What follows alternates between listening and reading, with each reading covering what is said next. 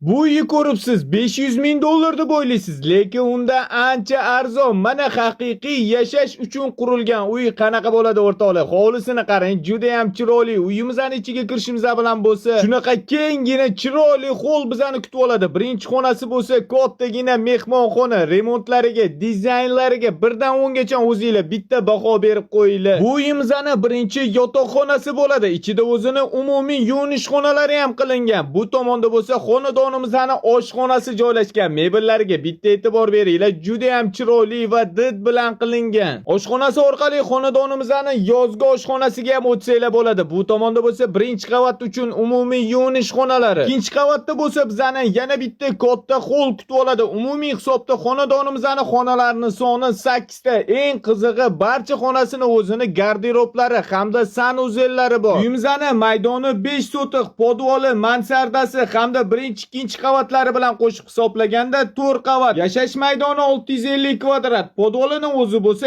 yaxlit 200 kvadrat. Inshaalloh hammamizga shunaqa chiroyli va fayzli xonadonlarda yashab, yaxshi kun, yaxshi to'ylar qilish nasibi ro'za aylasin. Uyimiz topli pol hamda radiator asosida isitiladi. Podvolining kattaligini qarasangiz-chi, bu joylarda kanalizatsiya, suv, svet, gazdan umuman muammo yo'q. Podvolda yana namozxonalari ham qilingan. Uyimiz sizga yoqdimi? Fikringizni izohlarda kutib qolamiz. Narxini 360 ming dollar so'rashyapti. Menimcha narxiga arziydi. Xonadonimiz Toshkent tumani Qizg'aldoq mahallasida joylashgan. Arinter zamona to'yxonasi.